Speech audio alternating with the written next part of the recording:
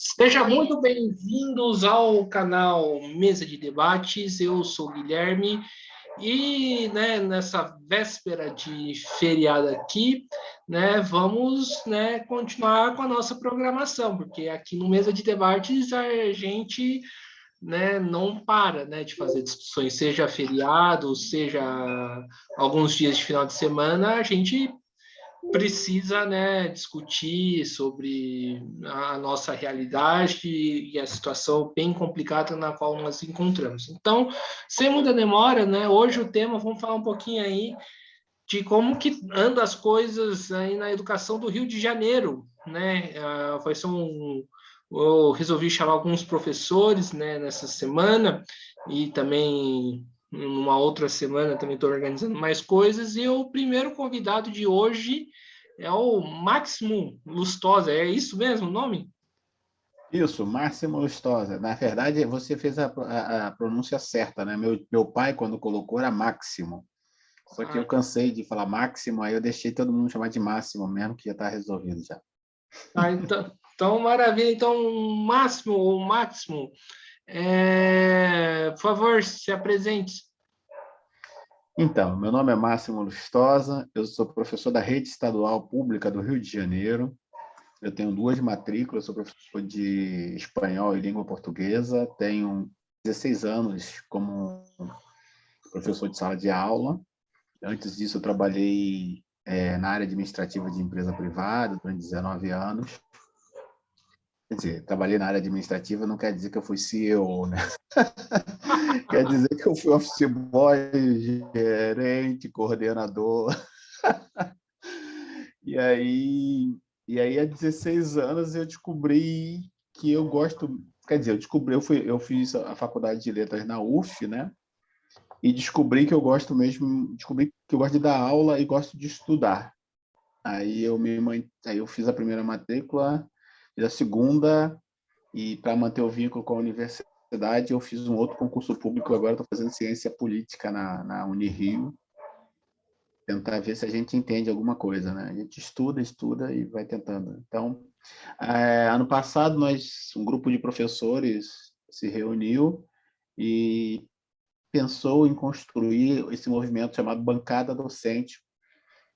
E o nome é bem direto, né? Ele tem a pretensão de disputar vagas no legislativo, no executivo, de modo que a gente possa ter pessoas mais simpáticas à causa da educação pública de qualidade. E eu fui convidado por esse grupo, o grupo foi criado em julho, em agosto eu entrei no grupo, e nós estamos trabalhando aí para desenvolver esse movimento, com o objetivo de construir uma sede que faça curso de formação política, social, né, do professor. E estamos na luta, somos a bancada docente do estado do Rio de Janeiro.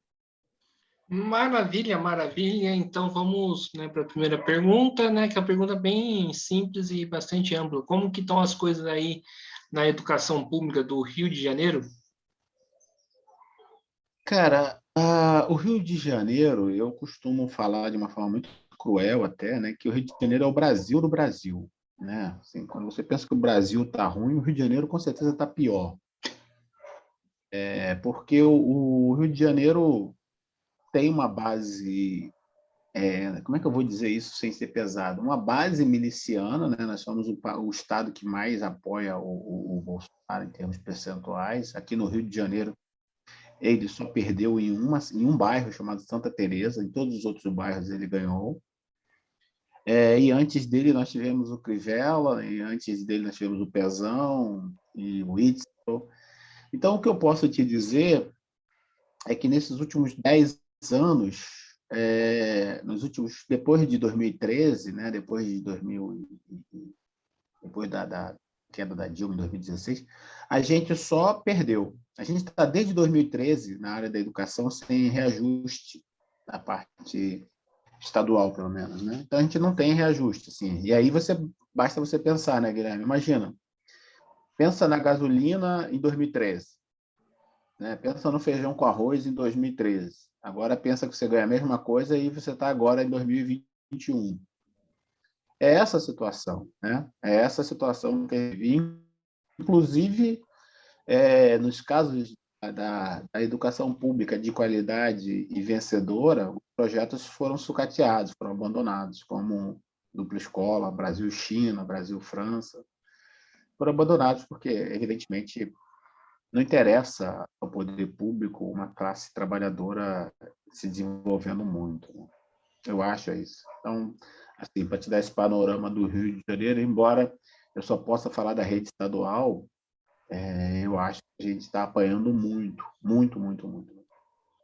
Sim,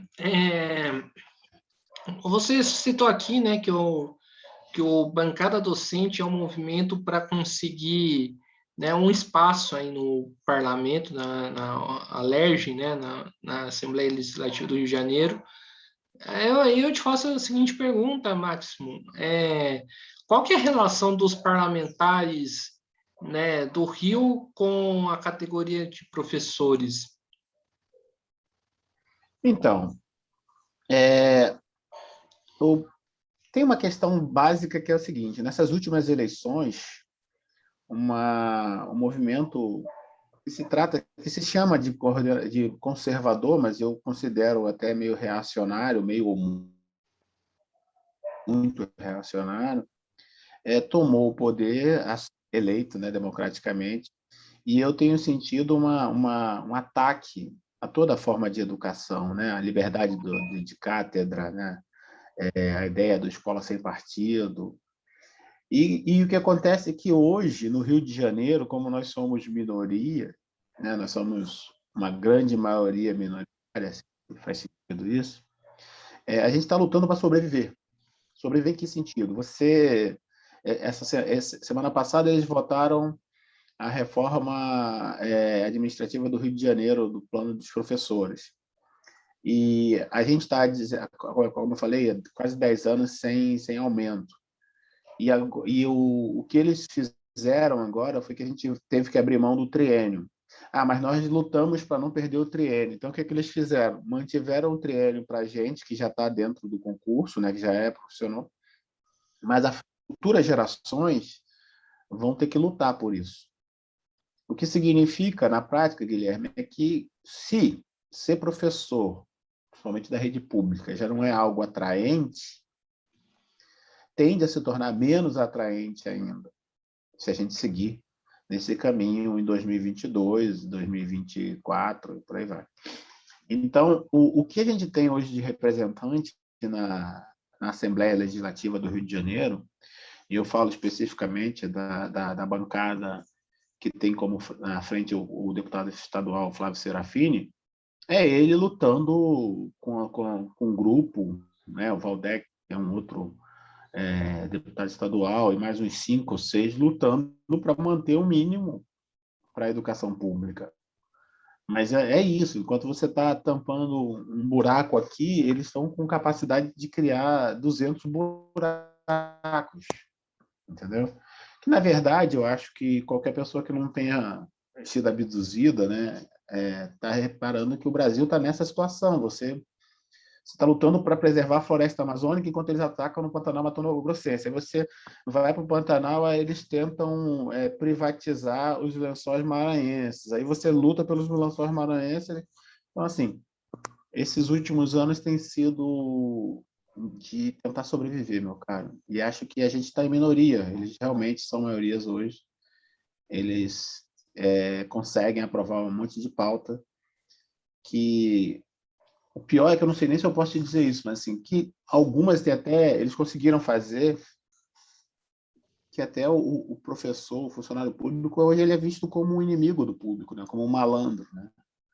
Eu tenho recebido alguns vídeos, não sei se você faz parte de algum, como jornalista, como esse trabalho que tu está desenvolvendo, não sei se a sua formação é jornalismo, mas de qualquer forma, esse trabalho que você está fazendo é um trabalho de comunicador.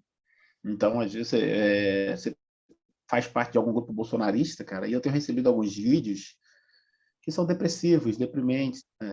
Você fica muito triste, porque eles estão vendendo o funcionário público como se fosse o inimigo, o malandro, né? Como se eu sou professor da rede estadual, sou tão malandro, sou malandro, quanto um exemplo que ele coloca lá de um cara que ganha 30 mil por mês, não pode ser mandado embora, tem um monte de assessor. Ou seja, Isso não condiz com a verdade, mas se você bate muito isso na televisão, você acaba convencendo na televisão, nos WhatsApps da vida, né?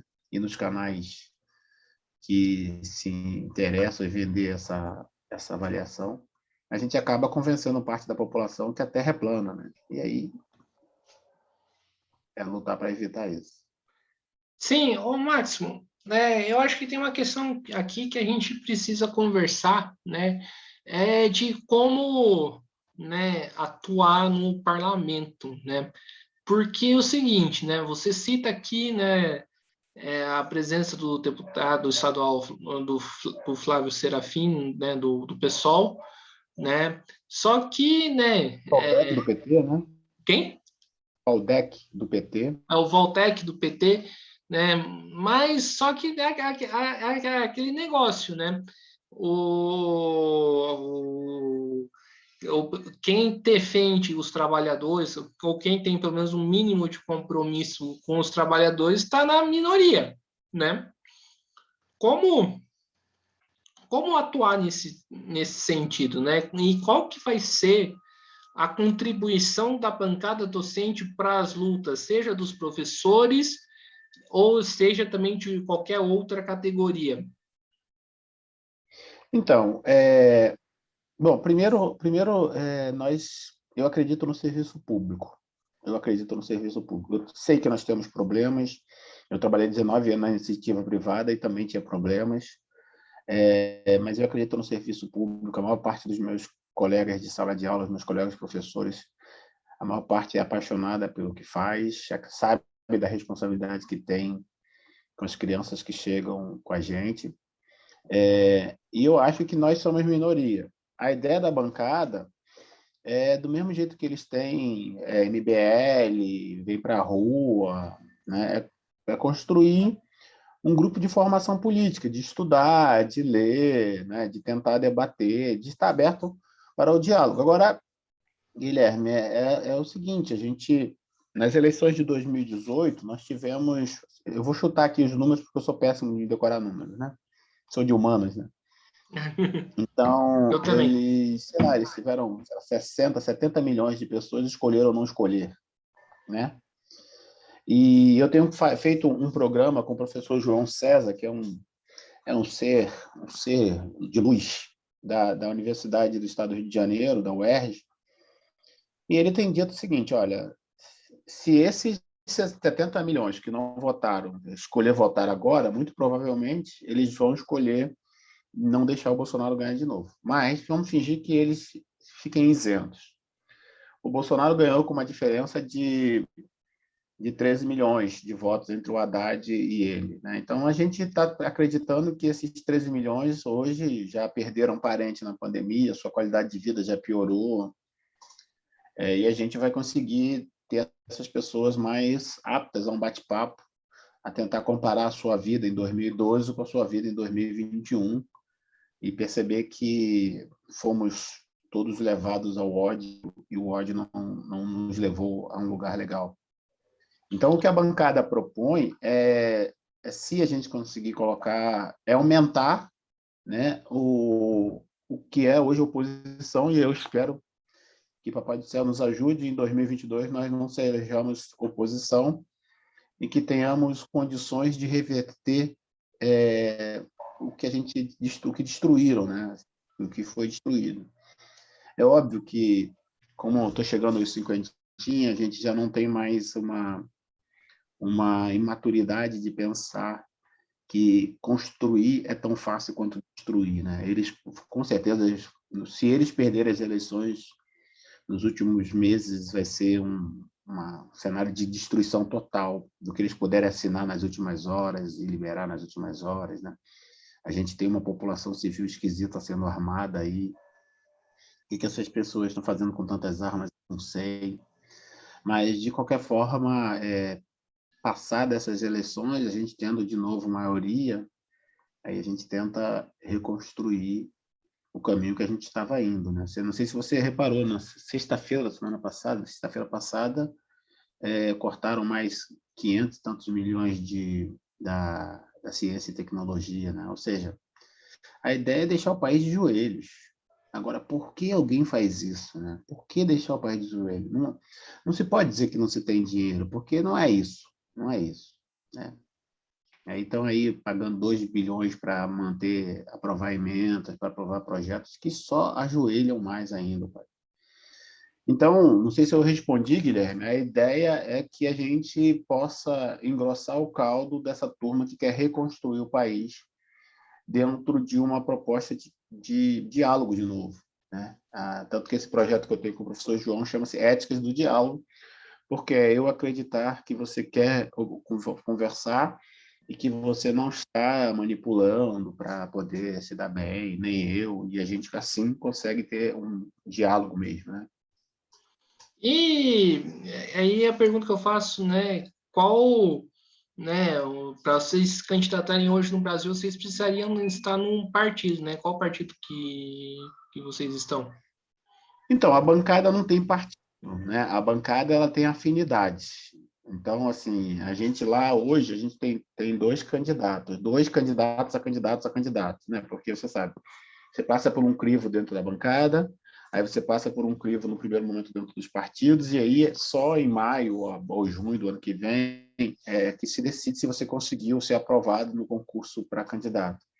Eu, particularmente, não entendo muito desse universo, cara. Eu estou meio perdido. Mas hoje a bancada tem a proposta de que eu venha como deputado federal e tem o professor Rafael Silva, que vem como deputado estadual. O Rafael vem pelo PT, se der tudo certo. Lembrando sempre que essa é uma proposta que a gente está estudando para ver se a gente consegue aprovação dentro do corpo da bancada e do próprio partido, né? E eu viria pelo PSOL, né? Que é o partido que eu simpatizo e no qual sou afiliado. Agora, isso tudo é uma proposta que eu confesso a você que, de certa forma, nós somos bem imaturos no jogo político ainda, né? Por isso que o mais importante para a gente é estudar, é aprender como é que isso funciona, porque nós queremos fazer o jogo político de uma forma até romântica, assim, sabe, cara? Assim, eu conversando contigo, não tem um centavo, não tem um quiabo, não tem como, sabe? Não tem como. Se eu não te convencer na ideia, não tem como. Então, mas assim, eu também não sei se a gente tinha que profissionalizar essa campanha, porque eu queria fazer uma campanha de bate-boca mesmo, de bate-papo mesmo, assim, sabe? De senta aí, vamos conversar. Se der, se você achar que não, que você tem que votar, tudo bem, beleza. A gente perder. Não sei se eu me expliquei, né? Então, assim, a bancada não tem um partido definido, porque nós somos 150 mil educadores entre ativos e inativos, fora os terceirizados, né? Então, a gente tem gente de tudo quanto é área, né? Tem a galera mais conservadora, professor que votou no Bolsonaro e que hoje está arrependido, mas ainda não está preparado para votar na esquerda, né? Que ainda acredita no kit gay, que a gente quer liberar um monte de coisa, né? E aí, cara, enquanto a gente não conseguir conversar com essas pessoas, até porque nem sempre elas estão dispostas, é torcer para que elas escolham o mal menor e tocar o barco. Sim, o Máximo, né, outra questão que eu queria colocar para você aqui, né, você entra em alguns elementos, né, da política nacional, né?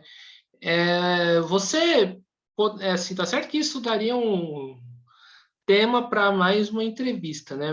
Que não é a minha intenção aqui, mas você conseguiria falar um pouco, né, de qual é a visão nacional hoje, né, da bancada docente? Então, a bancada docente, como ela tem essa raiz no estado do Rio, a gente não tem um conhecimento do que está acontecendo fora do nosso estado. A gente faz algumas pesquisas na internet e já sabe que essa ideia dos mandatos compartilhados de professores e de funcionários públicos está se espalhando pelo país inteiro. Então, muito provavelmente, nos próximos anos, você vai ter isso aí para tudo quanto é lado. O que nós temos de avaliação, ela é sempre muito, muito medíocre, porque não é baseada na nossa curiosidade, não em um trabalho acadêmico ou institucional, né? O que a gente tem é a certeza de experiências em que a educação pública está bombando, né? Tipo Maranhão, Ceará, onde o governo, o Estado resolveu abraçar a educação pública e os resultados são evidentes em todas as avaliações externas que essas turmas, que essas crianças fazem, né? Então, no meu campo de onde eu posso ver, Guilherme, o objetivo, por exemplo, eu estou candidato para a área da deputado federal. Eu sou de formação de língua espanhola, entendeu? Então, assim, o que os professores de língua espanhola sofreram nos últimos anos, eu queria muito ajudar a reverter, porque para mim não faz sentido que a gente não aprenda a falar o idioma dos nossos vizinhos, né? E aprenda, entre aspas, a falar o idioma dos estadunidenses, ingleses e por aí vai. Nada, eu acho que o ideal é que a gente aprendesse todos, claro, né? Mas se a gente está pensando em termos de aproveitamento cultural, até econômico, cara, seria muito mais interessante que eu aprendesse a falar com os argentinos, bolivianos, os uruguaios, países que fazem fronteira com o Brasil, do que com os Estados Unidos, né?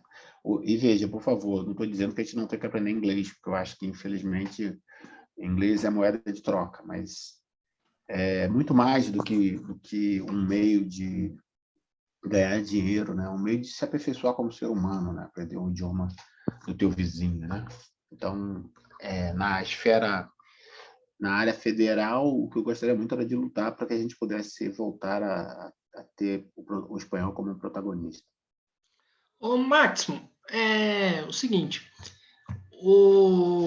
você disse aqui, acabou de dizer que vai lançar sua candidatura para deputado federal, né? Só que, né, ao lançar sua candidatura para deputado federal, você vai estar disputando, né, seja no Rio de Janeiro, principalmente no Rio de Janeiro, com os grandes figurões da política que tem, dinheiro, tem cacife, tem influência, né? Diferentemente de boa parte, né, das candidaturas, né, de esquerda, né, ou uma parte considerável delas, digamos assim. Aí eu te faço a seguinte pergunta, o Máximo, como, né, lidar com essa situação, né? Tipo, eles têm muito, né, para usar na campanha e vocês têm pouco para usar. Assim, como reverter esse jogo? Cara, eu te juro que assim, eu acho que assim, até a minha proposta de da gente vir como candidato, que isso, repito, tem toda uma parte pro forma ainda para ser seguida. Eu acho ela um tanto romântica, entendeu? E acho que até por ser romântica, está sendo bonito construir esse trabalho. Eu acho que a gente só vai conseguir fazer um trabalho bonito se nós conquistarmos um grupo de professores que esteja disposto a conquistar um grupo de pessoas, você está entendendo? Porque a ideia é que seja um mandato compartilhado. Não sei se você já entendeu como é que é a figura do mandato compartilhado. A figura do mandato compartilhado é que você tem mais representantes, então é o meu CPF que vai estar de frente ali. Mas as decisões, os grupos de estudos, os grupos de campo, ela vai ser tudo gerenciado por um grupo de 50, 100 professores que fizeram parte da campanha. Então, se a bancada docente, né, conseguir que esses professores tenham uma participação orgânica, a gente tem uma chance. A gente tem uma chance. Contra o dinheiro e contra tudo. A gente tem uma chance. Mas essa participação orgânica ela é um pouco ainda romantizada também, porque os professores têm 10 mil matrículas, né? Trabalham, família, e às vezes essa participação orgânica não é tão fácil assim de conseguir. Mas se a gente conseguir, nós temos uma chance. E a gente está apostando nessa chance aí. Não sei se eu respondi, né? É óbvio, cara. A gente não tem um centavo, nós não vamos oferecer time de camisa, nós não vamos oferecer a laje, não vamos oferecer campinho de futebol.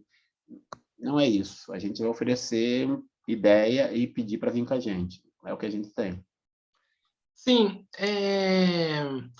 uma coisa que chama atenção, né, e que eu acho que as candidaturas da esquerda poderiam adotar isso, né, você citou aqui, né, em relação aos professores, os grupos de estudo dos professores que vão, né, participar, né, de um possível mandato, né? Eu acho que falta muito para a esquerda, o Máximo, aqui no Brasil, né, de ter mandatos revogáveis, né? Ou seja, se um candidato da esquerda, né, não estiver agradando, né, a sua base, cai fora. Você seria adepto a essa ideia de estar ligado com as bases, da base decidir as decisões e até se o rumo do mandato? Então, eu acho que assim, eu gosto dessa ideia, eu gosto da ideia enquanto, eu acho que eu já usei essa palavra aqui bastante, que é enquanto uma ideia romântica, eu acredito que a gente deveria ter uma possibilidade de renovar, de dizer, olha, você não passou na prova, você está fora. Mas eu acho que na prática, né, assim, pelo menos assim, o partido que eu gosto, cara, o partido do o PSOL, por exemplo, a gente teve um candidato que no ano passado ele votou contra a cassação do presidente, a prisão do presidente da Alerj. Não sei se você lembra desse barulho. E ele foi expulso do partido, entendeu? Simples assim. É óbvio que assim, aí entra no processo legal, o cara continua com o mandato durante um tempo, e aí rola um certo acordo para acabar com o sofrimento, mas ele sai do partido, entendeu? Eu acho que tinha que ser assim, né? Acho que os partidos de esquerda, na minha avaliação muito rasteira, eles ainda têm um pouco isso, né? Eles não são tão fisiológicos enquanto defender os seus, né? E eu falo isso até pensando no próprio PT, assim, que as pessoas estão sempre falando, o PT tem que fazer, como é que fala, seu meia-culpa, né? Sua prestação de contas. Cara, se o PT tem que fazer sua prestação de contas, o PMDB tem que acabar, o PSDB não devia nem ter coragem de ir na rua, o PP, cara, sabe? O PTB. Então, assim, eu acho que a esquerda até faz bastante isso, né? Agora, eu acho que em termos para o futuro, essa ideia do mandato compartilhado, ela é justamente para que a gente erre menos, né? Para a gente ter um grupo de trabalho realmente.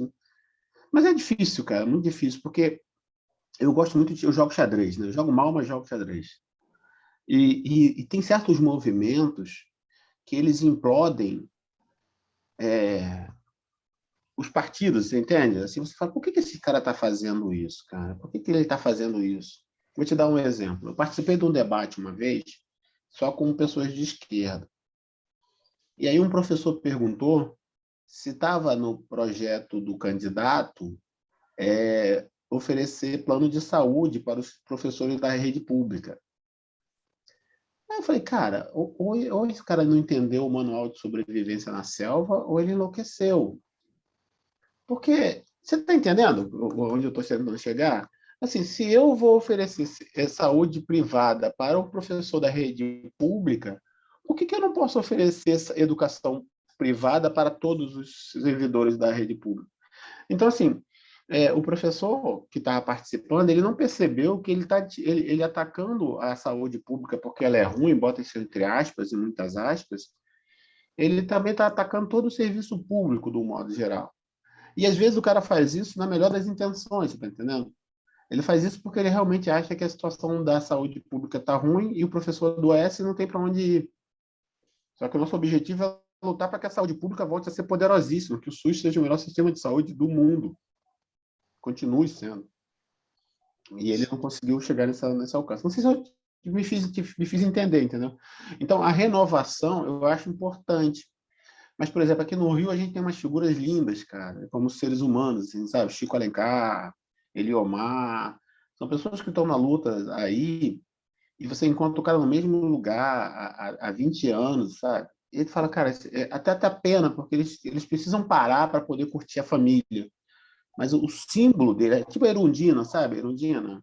Cara, a Erundina, ela quer parar, mas, cara, ela é uma inspiração para um monte de gente. Então, assim, como é que faz? Eu acho que essa negociação é difícil.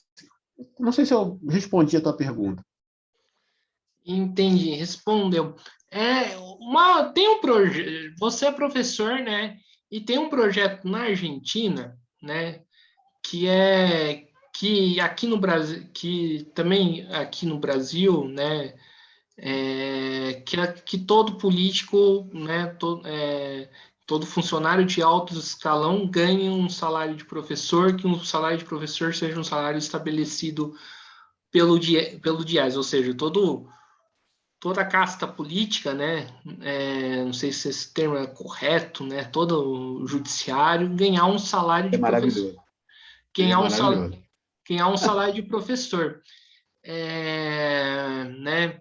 Inclusive, eu vejo que, infelizmente, por exemplo, os próprios parlamentares de esquerda, né, inclusive do próprio pessoal, né, não, né, ganha um salário de deputado normal, né, sem, acho que não sei se tem alguma restrição aos inúmeros privilégios, mas eles ganham. A pergunta que eu faço é, caso você for eleito, tu toparia ganhar um salário, né, docente Meu igual salário. Se eu ganhar o meu salário. Se eu o ganhar o que eu seu ganho. salário Cara, enquanto deputado? cara, eu vivo com o meu salário, né? Eu vivo com o meu salário. Eu vou ser muito honesto contigo, cara. Eu não sei. Eu tive uma experiência aqui no Rio de Janeiro, que foi uma escola que eu dei chamada Brasil-China. Eu vou ter que reversar um pouco para chegar no tema. E lá, eles pagavam uma premiação para o professor para ele ficar mais 30 horas na escola, mais 12 horas, 18 horas na escola, que era R$ 1.900. Com isso, o salário do professor ia para R$ 3.400. Você percebeu que a gente não está falando de R$ 30.000, né? A gente está falando que o cara estava ganhando 1.200 e foi para 3.000. E, e é isso. Aí o cara toca a sua vida, faz uma outra GLP, papapá, papapá. Houve uma guerra porque se considerou que esse professor estava sendo beneficiado e não era justo, porque todo mundo fez o concurso igual. O resultado é que acabaram com essas premiações. E, na verdade, cara, o que eu queria lutar era que a gente conseguisse pagar para todo mundo um salário desse. Você está entendendo a diferença? Assim, ao invés de eu atacar o cara que... Eu realmente, assim, cara, é porque é muito difícil para um professor da rede estadual, a gente ganha fazendo 2 GLPs, dobrando, a gente consegue ganhar 4, 5 mil reais por mês. É muito difícil, eu não sei nem o que é ganhar 30 mil por mês, você está entendendo? Assim, alguém vai perguntar, não, tu vai continuar ganhando o teu salário. Pô, tá bom, tudo bem, se eu pudesse ganhar um pouquinho mais, para você, eu não gostaria de ter plano de saúde, mas você poder ter mais tranquilidade, emergência, enfim. Então, assim, essa proposta ela é muito tranquila para mim, né, cara? Agora, no campo prático, eu acho que não vai acontecer nunca, né, cara? Porque tu vai convencer o judiciário a abrir mão do que eles têm, cara? Pô, os caras estão ganhando. O teto é 30 mil, né? 30 e pouco, 38 mil. Os caras chegam a 200, 300 mil e não tem problema nenhum para eles. Tu acha que tu vai conseguir convencer essa galera agora, os militares também? Então, assim, eu acho que essa é uma luta de um país que chegasse perto do socialismo, né? O que não significa que eu não vejo nenhum sinal de que a gente vai por aí. Agora, talvez também o ideal não fosse que todo mundo ganhasse R$ 1.000 por mês, mas que todo mundo ganhasse 10 mil, né? Todo mundo ganhando 10 mil. Talvez fosse entendeu? Assim, eu acho que não era o salário de deputado de 30 mil, mas talvez também não fosse o salário do professor da rede estadual do Rio de Janeiro, que é mil, e o cara entra ganhando R$ 1.400. Não sei se é isso aí que dá para ele viver, entendeu? Porque o que obriga é o professor a fazer 10 GLPs para chegar no final do mês ter 6 mil, só que aí a qualidade da educação vai para o lixo. Fez sentido? Assim, eu acho que não é chegar nos 30 mil, eu acho isso para mim, assim, claro, eu não sei o padrão de vida desses caras, assim, 30 mil para mim é uma fortuna, assim, mas talvez se os professores pudessem ganhar 10 mil por mês e não pudesse, por exemplo, ter dobrar, porque isso também é normal, né? O cara ganha 10 mil, ele dobra para ganhar 20. Não, tu ganha 10 mil e vive com 10 mil, para você poder se dedicar a um número X de turmas, e aí você ser o professor que você sempre quis ser. Talvez esse fosse um projeto bem inteligente. Sim, maravilha. Outra coisa que eu acho que a gente precisa discutir aqui, Máximo, a gente falou aqui muito, né, do ponto de vista da superestrutura, né, do parlamento, né, de lançar candidaturas, do pessoal votar, né. Só que eu acho que a gente precisaria aqui entrar num outro debate, que eu acho que é de extrema importância, né? De quando nós vamos tirar esse traste que hoje ocupa o cargo da presidência. No meu entendimento, o Máximo, não dá para esperar 2022 mais. Né? O Brasil, em todos os níveis, está caminhando, né, para uma verdadeira barbárie. Né? Eu fui no supermercado com meu pai ontem, e o preço, né, ontem, dia 10, né, para aqueles que estiverem assistindo hoje, né, para o pessoal situar, e o preço da carne estava quase R$ 120, né? É uma situação bastante complicada que não dá para, né, esperar mais, né, os mortos da pandemia, os quase 600 mil, né, mortos, né? E então eu te pergunto no seu entendimento, a gente tem que esperar 2022 para derrubar o Bolsonaro ou tem que derrubar o Bolsonaro para ontem?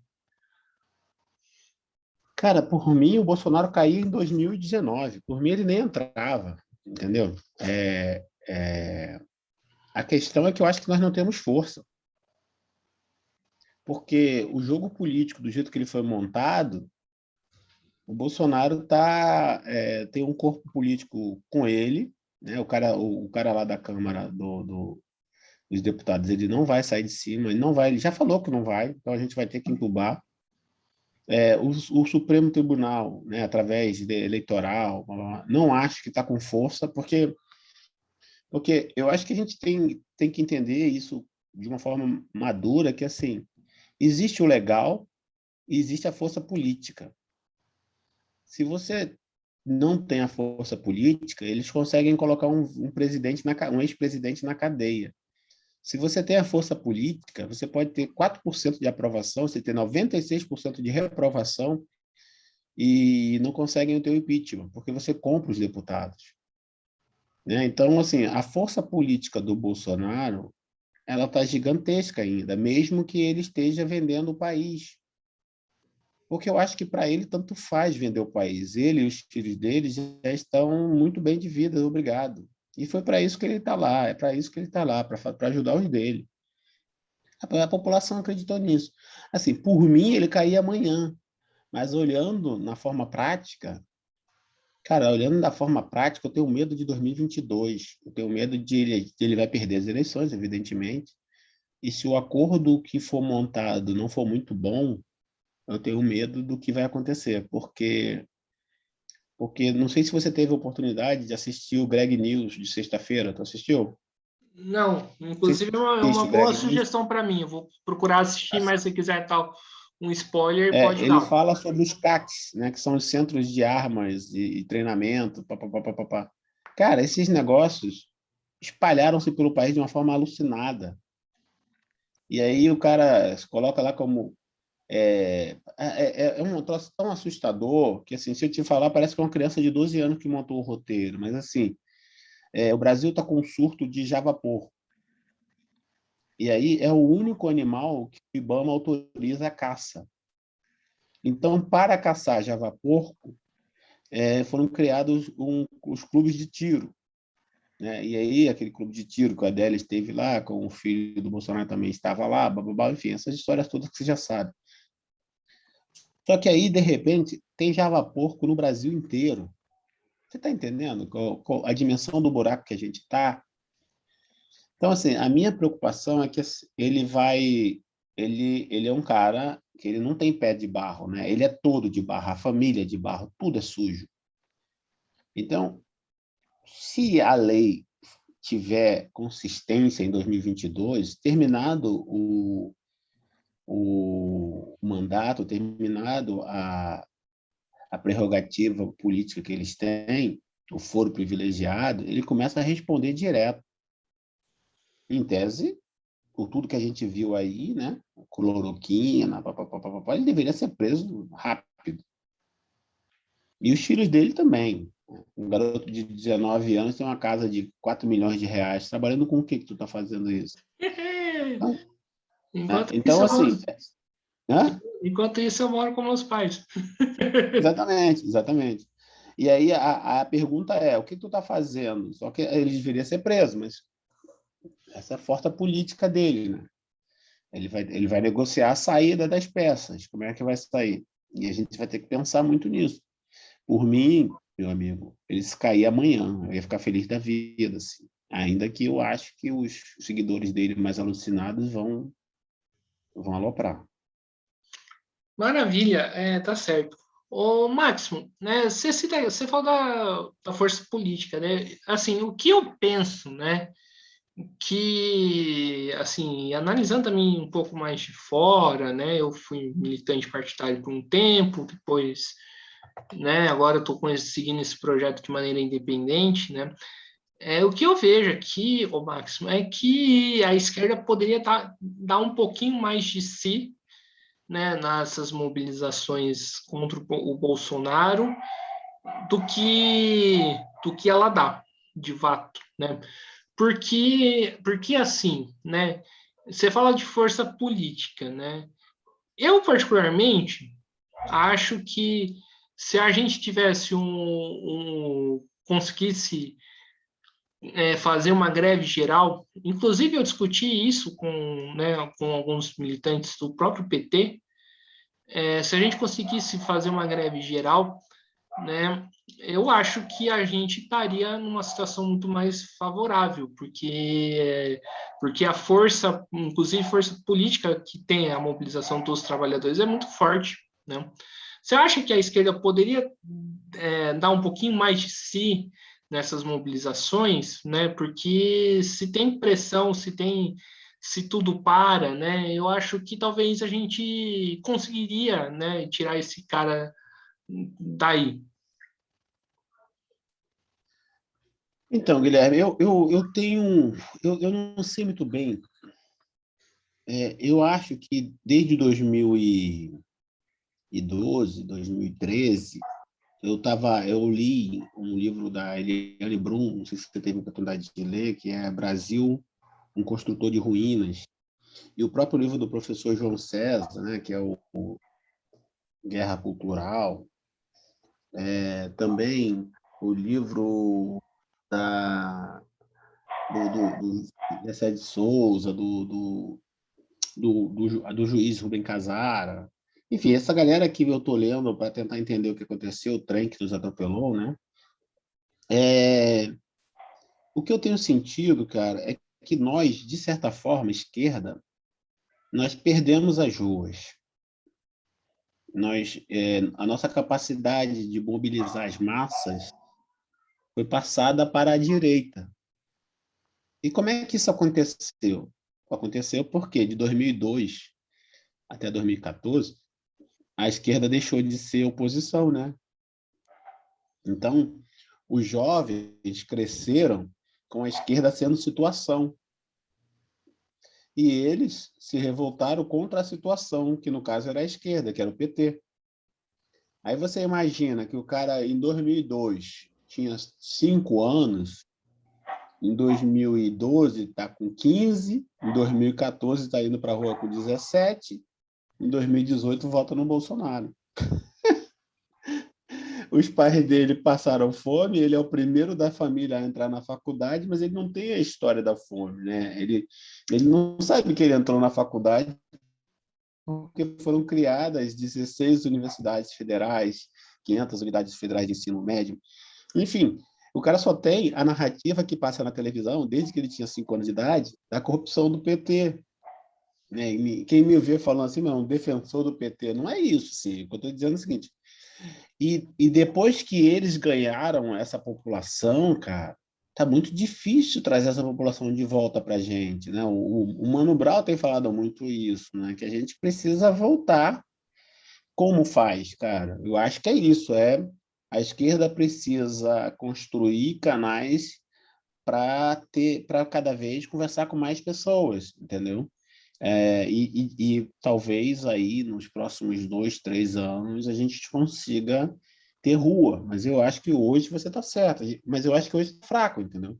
Cara, a gente faz greve no Rio de Janeiro, a gente não consegue nada, nada, nada, nada, nada, nada. Acho que os professores da rede estadual, eles ficaram 4 ou 5 meses em greve, cara. E eles ganharam o direito de eleger o diretor da escola. Você está entendendo? Não ganhou um centavo, mas ganhou o direito de eleger o diretor da escola. 5 meses em casa. Antes da pandemia, tinha nada de pandemia. Então, eu não sei muito bem. Primeiro que eu acho que, enquanto população, a população não acredita mais na greve, né? E eu não sei, a gente da esquerda vai ter que aprender a outra forma de mobilizar a população. Então, eu acho que isso a gente vai ter que aprender. Agora, nesse momento, cara, eu acho que... bom, você já viu pela mobilização do 7 de setembro que o MBL já não existe mais também, né? Eu venho para a rua, aquilo foi uma febre patrocinada pelos empresários, pela Fiesp, etc, etc. Deu certo, eles ganharam o que eles queriam ganhar, estão lá com o seu empreguinho que eles reclamavam tanto. Mas eles não chamam mais gente para a rua na quantidade que eles chamavam antes, né? Então, temos um vácuo aí, né? Em política não existe vácuo, né? Todo buraco é preenchido. Vamos ver quem vai assumir isso aí. Provavelmente a esquerda deve fazer esse caminho de volta, né? Mas eu não vejo, pelo menos comunicação ainda, os grupos de WhatsApp deles ainda estão muito poderosos. Principalmente Bom, apoio da bancada Neopentec, né? Max, e que formas de mobilização seriam essas, né? A gente, para mim, soa um pouquinho complicado esse discurso, porque, né, porque a gente pode cair, né, no erro de fazer conchavo, né, de fazer os acordos que o PT fez, né? E acho que a gente tem, e acho que uma coisa que a esquerda tem que aprender é, né, que não pode se confiar, né, nos partidos da ordem, né? E eu te faço pergunta assim, que novas formas de mobilização então você propõe, né? Cara, primeiro, eu acho que essa crítica ao PT, ela tem um lado justo e um lado injusto. E eu explico, tento explicar. Assim, se o PT não faz acordo, ele nem governa. Entendeu? Se o pessoal assume agora a presidência da República, impossível, né? Imagina. Se ele não fizer um acordo com os militares, ele nem entra. É simples assim, isso é a história do Brasil, nem entra. Ou entra e em 3 meses, 4 meses, a situação do país estava tão caótica que a gente não consegue, que ele não consegue fazer nada e a população vai achar que a culpa é dele. Então acho que assim, o Brasil é um país, bom, é triste porque assim, eu sou de língua portuguesa, né? E óbvio que é sempre meio canastrice da minha parte, fica tirando onda de quem entendeu a história. Mas, cara, a gente tem 150 anos do fim da escravidão, né? O cara que tá, aquela reunião, não sei se você viu, do Temer com aquele garoto lá fazendo piada, sacaneando o Bolsonaro. Aquela reunião ali é a reunião da Casa Grande, né, cara? Se você tirar a árvore genealógica daqueles caras ali, você chega no navio negreiro, você chega na família de Pedro Álvares Cabral, tudo da Casa Grande. E eles estão aí no poder ainda, né? Então, assim, eu acho que o que o PT fez, eu acho que isso não tem volta, o PT botou a galera para estudar, entendeu? Ele deu o direito a você comprar a televisão de 24 polegadas, de 29, de 30, de 50, mas botou teu filho na faculdade. Aí teu filho está na faculdade, ele vai poder aprender que o mundo é dos vencedores, ou vai poder aprender que se ele não se unir em termos de classe, se ele conseguir começar a se ver como burguês, ele está lascado mais cedo ou mais tarde. Ou vai aparecer na televisão como na capa da Exame, né? Mas isso não, você não vai recuperar um buraco de 502 anos em 10, né, cara? Então, acho que assim, Eu, particularmente, não sou um professor revolucionário, cara. Eu não tenho. Eu estou nas passeatas. Eu tô nas passeatas, estou indo lá. Eu tenho um problema na perna, mas você vai me ver nas passeatas. Mas eu só acredito na revolução, e eu acho que tem todo sentido quando o Olavo de Carvalho critica a guerra cultural, né, do Gramsci, porque eu acho que o que o Gramsci estava falando é isso: eu vou trocar uma ideia contigo, né? E aí você, se você tiver argumentos melhores que o meu, você ganha, ou eu ganho você. Mas isso é em termos de argumentação, não é que eu estou te enganando, né? Não estou trabalhando com mentiras, quer dizer, essa é a teoria que eu acredito. Então, assim, eu vou chegar para você e falar, cara, tu acha que para você tá bom, tu tá num carro importado e as pessoas estão morrendo de fome do teu lado, e tu quer o estado mínimo? Aí, aí é debate, né? E aí é eleição. Eu só acredito num processo muito lento, cara, porque os outros processos, pelo menos na América Latina, tirando Cuba e tirando o que o povo cubano tem sofrido com o embargo econômico há 40 anos, e o que a Venezuela está passando, eu acho que a gente tende a sofrer muito por uma revolução mais virulenta, entendeu? Infelizmente, nós vamos ter que negociar com os caras que têm o poder mesmo e ver, implorar para que eles cedam um mínimo de vida digna para as pessoas, que agora nem isso tem, né? Certo. Outra questão, agora vamos retornar aí um pouquinho aí para a educação aí do Rio de Janeiro, com parte de terminar o nosso papo. Né? Aqui em São Paulo, o Max, né? Inclusive, eu ando entrevistando os professores daqui também, né? Tem a reforma do ensino médio, né? Que está sendo um problema aí para a categoria de professores do estado de São Paulo, né? Existe uma discussão parecida aí no Rio? Então, a gente passou esse ano quase todo brigando em cima disso, mas provavelmente nós vamos perder também. Porque, porque cara, esse novo ensino médio, ele tem... Primeiro que no Rio de Janeiro faltou um debate, né? Faltou um debate, assim, faltou um debate sério, com tempo, né? Foi uma discussão feita por online, né? Não que eu tenha nada contra o online, mas é que faltou fazer isso bem feito. E eu tenho sérias dúvidas com relação ao que a gente vai oferecer para essa juventude, entendeu? Eles estão vendendo para os jovens que os jovens vão poder escolher o que eles vão fazer, né? E para o jovem é maravilhoso isso. Tudo que o jovem quer é poder escolher, né? Só que é ruim você vai poder escolher entre um e dois. Você não vai poder, não vou te mostrar que tem 3, 4, 5, 6, 7, 8, 9, 10. Entende o que eu estou tentando dizer? E enquanto isso, algumas escolas privadas vão continuar oferecendo um leque muito maior, né? Enfim, eu tenho críticas, não porque eu acho que não seja uma ideia boa você poder escolher o que você quer estudar. Eu tenho críticas porque eu acho que o jovem não está preparado para escolher. Ele não foi preparado desde da, sabe, assim, cara. A gente está com uma garotada, eu sou professor da rede estadual, você já sabe, falei 1000 vezes. O cara não teve acesso à internet, você tá entendendo? Ele não teve acesso à internet. E aí tu vai chegar para ele e dizer, agora você escolhe o teu futuro. Tá você entendendo o grau de loucura que a gente está vivendo? Assim, é esquizofrênico, né? Então, eu queria muito que o jovem pudesse escolher, mas que fosse dado a ele base para essa escolha, entendeu? E isso não vai acontecer. O que você vai fazer é sucatear, né? Tu vai oferecer, aqui vai ter curso de alemão, e o teu professor alemão está em Santa Catarina. Então, tu vai entrar no Zoom e vai fazer o curso de alemão com ele online. Vamos ver, né?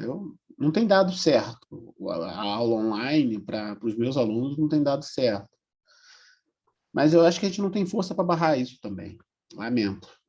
É triste porque, assim, se os meus amigos professores me escutam, eu vou ficar muito chateado, porque eles querem um grito de ordem, né? Vamos para porrada, vamos brigar. Cara, enquanto a gente for a minoria e eles tiverem o exército, assim, A gente vai precisar voltar a conversar com o Guilherme, Guilherme conversar com seus vizinhos, sabe aquele teu parente bolsonarista maluco?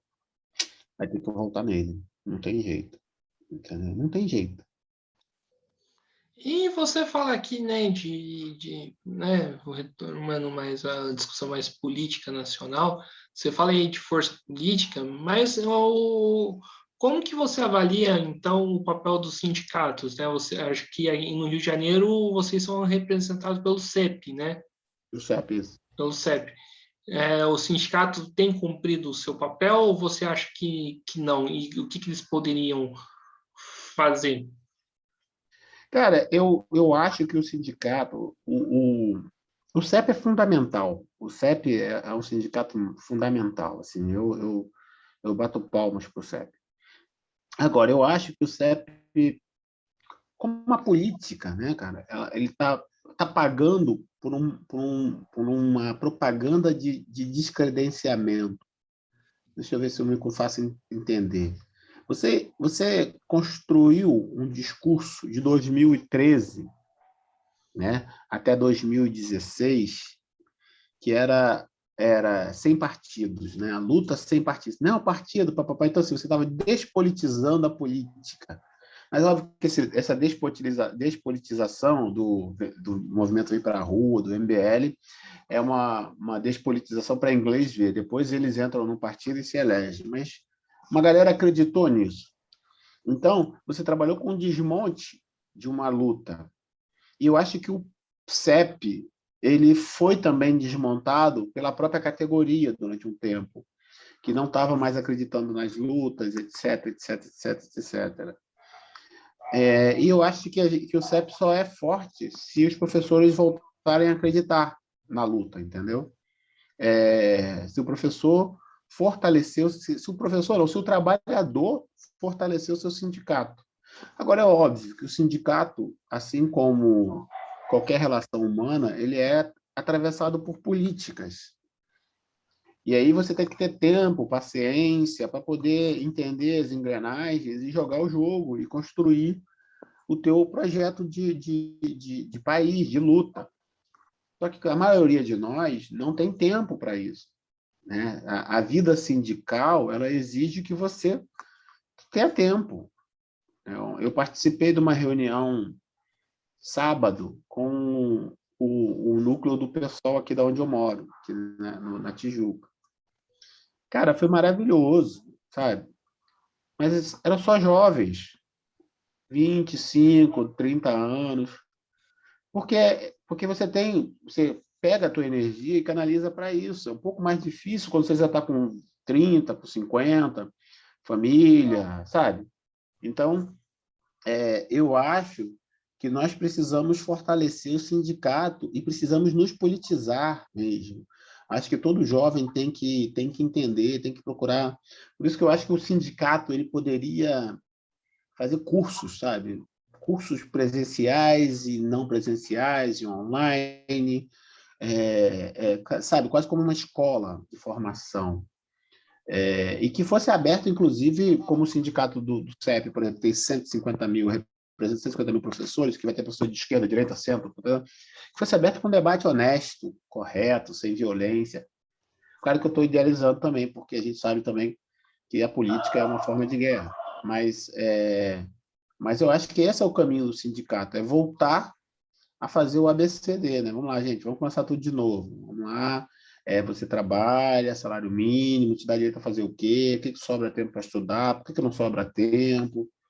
Né? Seu filho tem a mesma condição de disputar o emprego que o filho do patrão? E por aí vai. Acho que a gente tem que fazer um trabalho de educação, cara. Educação. É engraçado porque, como eu sou professor, fica parecendo que eu estou puxando brasa para o meu lado, né? Mas, meu irmão, se a gente não conseguir educação no sentido forte mesmo, sabe? De consciência, como país, como nação, não sei como é que vai ser, não. Mas eu acho que passa pelo sindicato, sim. Maravilha, maravilha. Então vamos para a última pergunta, né? Ainda voltando para a questão da educação, né? A gente tá ainda, né, num momento de pandemia, né? mas a gente está numa situação onde que as escolas retornaram, né? E retornaram no momento onde que não deveria, né? Eu queria que você contasse aí para a gente aí, para os ouvintes, né? Como que foi essa situação aí no Rio de Janeiro? Então, no Rio de Janeiro foi, foi e está sendo dramático, né? Dramático, e aqui não tem nenhuma figura de linguagem, não. Assim, toda semana, agora diminuiu bastante, porque todos os professores que quiseram já foram vacinados, mas durante um tempo, assim, maio, abril, maio, junho, cara, todo dia a gente tinha mensagem de professor, diretor que morreu de Covid. Foi assim, foi um massacre, um massacre. E a gente vai estar voltando, os professores estão vacinados, evidentemente a gente sabe que a imunização não é 100% de garantia, então a gente ainda vai perder gente pelo caminho, mas é pior porque os pais dos nossos alunos, os nossos alunos também não estão, né? Então, assim, eu lamento, mas enquanto sociedade, pela nossa escolha eleitoral, pelo nosso, a gente escolheu deixar a fala do dono do Madeiro, né? Não sei se você vai lembrar daquele empresário lá que ele errou um númerozinho, que ele falou 7, 8 mil, né? Vão morrer aí 600 mil, 200, 1 milhão, mas o país não pode parar. Então, foi essa visão de mundo que a população brasileira escolheu. E agora a gente está lutando para tentar morrer o menos possível, mas, evidentemente, ainda vai morrer muita gente por isso, né? Por essa escolha. Eu não sei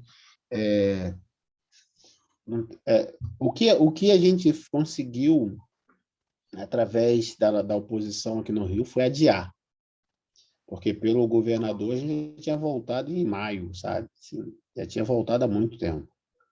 A gente conseguiu adiar através de criações de leis de proteção, principalmente porque parte dos professores eles já estão com mais de 50, 60 anos, uma parte já tem comorbidade, diabético, sabe, cara? Era mandar essas pessoas para o valão. E, felizmente, a gente não conseguiu evitar de um número significativo de professores, de educadores, e principalmente da rede privada, porque a rede privada tocou terror mesmo, né? Botou para a rua mesmo. Que isso é um outro problema da, da competição livre, né? Que você tem que ganhar lá até 5 mil, 6 mil por mês, e o cara fala, agora tu vem trabalhar de cueca. O cara vai, senão tu perde teu emprego.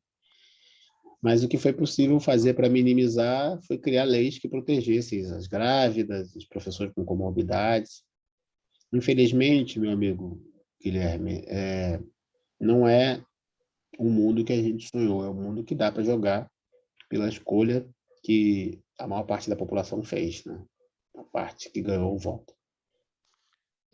Pois é, então acho que é isso, pessoal, né? Estamos aqui chegando no final de uma entrevista do Mesa de Debates. Quero aí agradecer ao professor Máximo, né? Lustosa aí por ter aceitado o nosso convite aí do canal para dar uma palhinha aqui com a gente, né? Gostei aí das contribuições dele, né? E passo a bastão para ele de novo, fazer as considerações finais. Eu queria muito agradecer, Guilherme, por você ter procurado a gente e queria parabenizar pelo projeto, pedir que você cresça em número de assinantes, que você traga outras pessoas, porque eu acho que nós temos que ocupar as redes, né? E ocupar as redes como eles fizeram, só que com um bom debate, com um bom combate, que eu acho que é isso que você está propondo. E acho que essa ideia da bancada docente, se algum professor por aí, servidor público por aí ouvir e tiver essas condições, quiser entrar em contato, para a gente construir a bancada docente nacional, né? A defesa do serviço público. Não podia precisar nem ser a bancada docente, podia ser o serviço público, a partido do servidor público, porque a gente acredita que dá para prestar um bom trabalho sem roubar o país.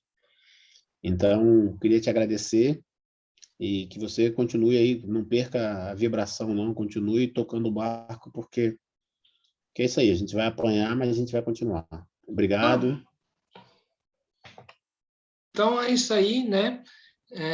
Estamos chegando aqui no final de uma entrevista, né? De novo, né? Então, mais uma vez, agradecendo ao Máximo, né? Agradecendo aí você que estiver nos assistindo, né? Peço aí que se inscreva aí no canal Podcast Mesa de Debates Instituto Um Pouco, né? Para acompanhar os nossos vídeos. Comentem aí na entrevista do Máximo, se concorda, se também discorda dele, curta esse vídeo, curta outros vídeos que o canal produziu, né? Também curta a nossa página, né, no Facebook, Mesa de Debates Instituto Um Pouco, né? Podcast Mesa de Debates Instituto Um Pouco. Compartilhe esses vídeos nas redes sociais, né? Instagram, Facebook, Telegram, WhatsApp, qualquer outras redes também, né? Que existe nesse vasto mundo aí da nossa internet, né? E também siga a gente no Instagram e também, né? Para quem não sabe, né, eu voltei com o meu blog, né, onde que eu escrevo, né, posições minhas, né, sobre diversos assuntos, né. Para quem não sabe, o canal Mesa de Debates é um canal que é um canal de entrevistas, né, onde o entrevistado está o tom, né, da política, né, não é um entrevistador que está o tom da política. E o meu blog é um blog onde que eu coloco as minhas posições pessoais sobre a realidade, né? Então, o blog, né, é debates, reflexões sobre o mundo, @blogspot.com.br. Eu. Oi, deixa eu aproveitar então, fazer uma propaganda também para as pessoas procurarem Bancada Docente no Facebook, Máximo Lustosa também no Facebook e também no YouTube, são os dois onde eu mais atuo, porque é muita rede social, não tem vida útil para todas elas. Mas vale a pena acompanhar, principalmente professores, as pessoas daqui do Rio de Janeiro, curte, entre em contato e vamos trabalhar. Valeu, Guilherme, obrigado. Então é isso aí, mas então estamos encerrando aqui mais uma entrevista e até a próxima, pessoal. Fui.